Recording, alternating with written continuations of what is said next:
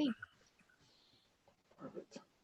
So since you're sharing your screen, Vanessa, I'm just gonna go off of that. Can you just scroll right a little bit so I can read the last little bit of the sentences?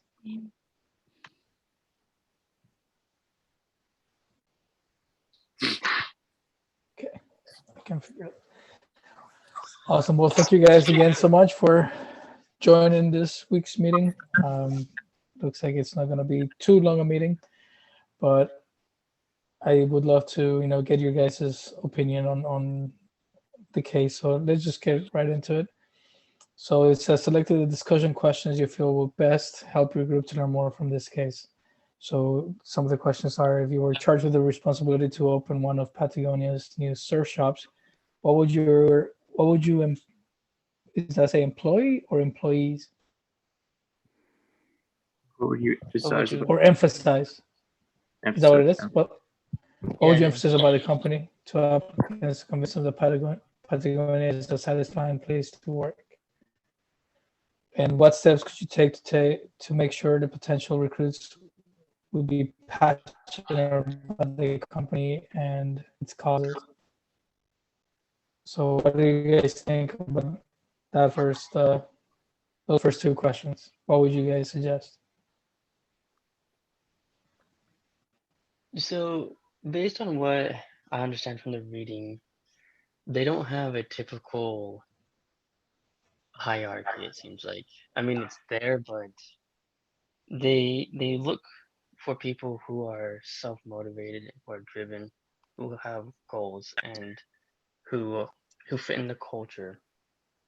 And so when I was reading through this and thinking about the questions, I was like, man, if I was owner of one of these new surf shops, I would definitely emphasize how um, individually goal oriented it is, and that you have the freedom to progress throughout the company as long as you have that mindset. And it's a place where employees can find a career. And that's just how I felt when I was reading the article. And the steps I would do to make sure I got the correct potential recruits would just be a background of what they do as a job and how they performed in their last jobs, making sure that there's references on their resumes, so I could call them and say, hey, what type of employee was this person? Were they motivated? Are they good team player? Are they good individually? As a worker, can they keep themselves on task? Yeah, that's what I was thinking. Awesome. Thank you for sharing that. I think too they have to have like a very deep love for the outdoors and for conservation. Like someone who likes to stay inside and watch TV or kind of bum around is not gonna, regardless of how goal oriented they are, they're not gonna be. I don't see them finding a fitting in with Patagonia's culture. So you have to have a love for the outdoors and for adventure and conservation. Great point with that, Tyler. I think you definitely have to be almost like a free spirit in that sense of, being willing to take a risk to go surfing or like to go hiking or to. What I loved about I forgot how to say his last name. It's like some French last name, Yvonne. Yeah. The CEO and founder, like he was out always testing his product, right? Like that's what he did. Like he would go on hikes and test the new products that were being made and test the jackets to its limits and do everything to make sure that they were up to his standards and up to par. So I think that like Tyler and both of you guys said, both Tyler and Michael, that you have to be willing to be self-motivated and also to be motivated about the culture and to be willing to do the work, and not only at the office, but to go and test your product, to be really sold in into the product itself. Did you have any thoughts, Vanessa? Or I'm still reading, and I have a lot of words that I don't understand. The only thing that I understand is at the beginning that this guy Chouinard, Mhm. like he thought everyone didn't know what they were doing, and that's what I kind of understood. But to be honest, a lot of words. So I will probably just hear what you said. And I know it's a long article too. They let my Mhm. people go surfing. So, but we're always willing, not willing, but we're always are here to listen to your comments, because you always bring a great insight as well. Thank you, thank you. Are there any drawbacks to those sort of steps when making sure that the potential recruits could be passionate about the company and its causes? My first impression was that seeing how much of an issue, just thinking about the economic issue of plastics and stuff, it's, to my opinion, at least around here, it's not really taken seriously how much plastic waste there is. And the owner, I can't even pronounce his name, he he emphasizes how much he tries to break down his business to be um, green in a sense. And I think it might just be hard finding those type of people who have that same ambition, in my opinion. I can see that. Yeah, like in the article, there's where I think it was like underwear, and they like got rid of like I think they're putting them in like plastic Wrapping. Yeah. wrapping with like a picture, and then they just bundled them up with rubber bands, and they saved I forgot how much, but it was like a ton of plastic and money. And it helped them make money because people could actually feel the quality of the underwear. Yeah. too. Yeah, so I mean, yeah, they gotta have people that type of like mindset and like an innovative personality to where they can come up with a simple idea such as that would make such a big difference.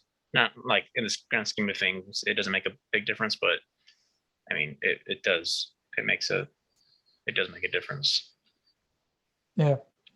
Well, thank you for both of your comments there. Let's move on to the next one. It says, what is it exactly about the let my people surf philosophy that would be so satisfying?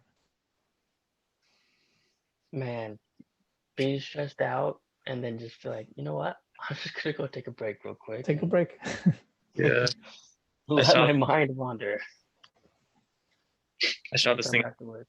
LinkedIn where they're saying like they need to do away with like this new concept of like unlimited PTO, because it doesn't like yeah, it's unlimited, but that doesn't really tell you anything, and it needs to be like instead of it being unlimited, they need to say you are required to take a minimum of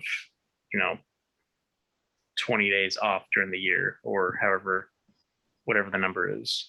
And it's been showing people like they want me to take that time, and if you get what I'm saying. I see. Like, I see what. I see the being point you're trying to make. idea, it's more of no, you're going to take this time off because You me need as an employer knows that you need that time, and we want you to know that like you will take it, instead of being stressed about like I'm taking vacation, but I have all these other things going on at work. Or how much is too much. Like Yeah. like I actually have unlimited PTO at work, and it's just like, now obviously I don't want to abuse it, but I also do need a downtime every now and then, right? So no, I totally get that point. And also just working from home overall, I think that sometimes you get so you might even feel guilty that you're at home, so you feel like you need to put an extra effort. Like I've caught myself not taking a break at all, other than lunch. Like I I go take a lunch and then I'm laser focused for the rest until it's until I hear my girls saying, "Hey, let's go play." So I see that sometimes it's a double edged sword. Yes, I don't have a commute and I can just work from my office in the garage. But yeah, it can. I would love to just have that philosophy of like you need a break when you need to step out, that you can do that and that you don't feel guilty about it, because in the long run it's only gonna help the company out. And I think that that's something that inadvertently perhaps Yvonne realized, that if you give people the ability to, when they need to go and catch a wave or whatever it is, that they're going to be more productive when they come back to work, because they're not going to be as stressed or as run down, as exhausted as otherwise. You're on mute, Vanessa. Yeah. I like that in the article it says we all needed flex time to surf the waves when they were good, or ski the powder after a big snowstorm, or stay home and take care of a sick child. We needed to blur the distinction between work and play and family. So it's about what you were saying. I'm kind of reading everything. So, yep. That's good. Thank you for reading that. Now, if you were running one of those new surf shops, would anything concern you about the philosophy?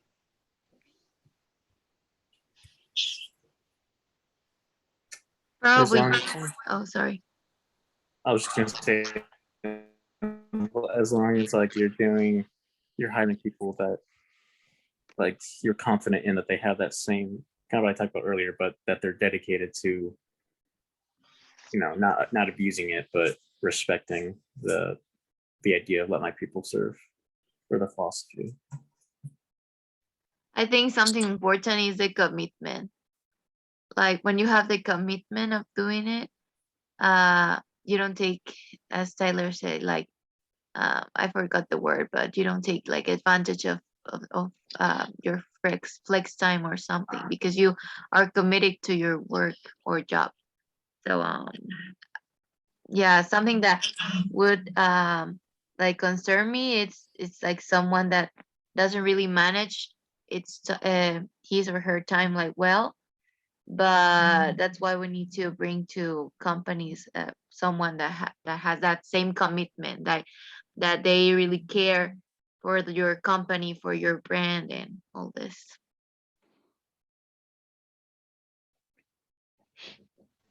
Thank you. Michael, do you have any comments or? Yeah, my thoughts were exactly alongside Tyler's. My only word would be that if there was a particular someone who just got used to using that policy to their own advantage and falling away from the purpose of the company, it would be really hard to get them back on track, in my opinion. But just as Tyler emphasized, selecting the right people to be in the company, you wouldn't really have to worry about the policy. Exactly. Thank you, and I agree with all the all the comments that have been made so far. So, how will you measure success? I think one way to measure success in a company is to see how mentally and physically health are your like personal. Um, Sometimes we have like in companies, sometimes we have a lot of earnings and profit and like a lot of sales and everything, but actually the people that work in your company is not good, it's not feeling okay, they are always mad, they are not doing good teamwork. So success comes from people that are happy, from people that like where they work and everything, because at the end, yeah, we'll probably have like all these frustrated people, but with good, um like as I was saying, like profit and everything, but there will be a point where they will just like explode, and we don't want that in a company. Very true, Vanessa. And if you take care of your employees will take care of your customers. Anybody else have any comments? You guys pretty much summed it up. Really, I was gonna say what almost word for word what you just said, that take care of your employees, they'll take care of the customers. Tyler, do you want to? Thank you, Michael. Tyler, do you want to add? No, I agree with that. Having a, I think that Patagonia is such a high brand name anyway that it's, I'm assuming it's probably pretty competitive to even get a job there because you've got a lot of high, highly qualified people that want to work there. So you're going to be getting high caliber people, but then on top of that, you have this philosophy that makes the employee feel valued and enjoy, and his overall workplace experience is probably pretty positive. So, I mean, just way to measure success is just how, like, what your employees rate your, like, working for your company as, like, things like satisfactory or exceeds expectations type of mindset. So Yeah, definitely. Just to close the meeting here, I quickly want to share some experience in the past for me. When I was in Canada, I ran my own business. It was a franchise for painting, a business called College Pro Painters. And we basically, what this was while I was in college, I would hire a bunch of other college students to do painting for me, and I would do everything from hiring, do the marketing, do every role. And when I did the interviews, um, I didn't offer it as a summer job or as a job. I offered it as a summer opportunity, and I really dug into what it was that they wanted to get out of it. Involve them as much as possible on what their goals were and why they wanted to work for me. What was it that they were hoping to get other than money? And because I held them to that, I approached it as an opportunity to them, and I created plans so that every 2 weeks I would check in with them and say, hey, how do you feel you're doing on your goal? Even though nobody was studying to be a painter, some were studying to be a lawyer or whatever.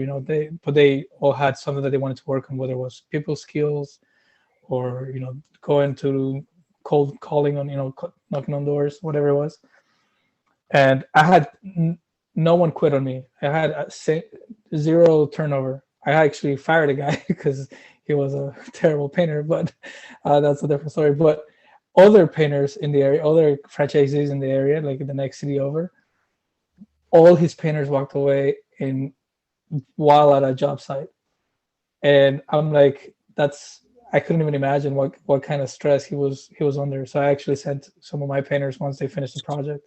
What I'm trying to say is, like, I was able to create a culture just based on involving them as much as possible and learning more about their goals. And I think that that's something that kind of goes in play when hiring people with this philosophy as well. You gotta learn more about them, what it is that they want to get out of life, and then see how they can match with the culture you're trying to create. And that just creates a bond that it's not just a job anymore. It's a mission, it's a purpose, and that makes a world of a difference. So I just wanted to share that with you guys. And thank you everyone again for participating, and have a good night. thanks. You'll have a good one. Thank you, Vanessa.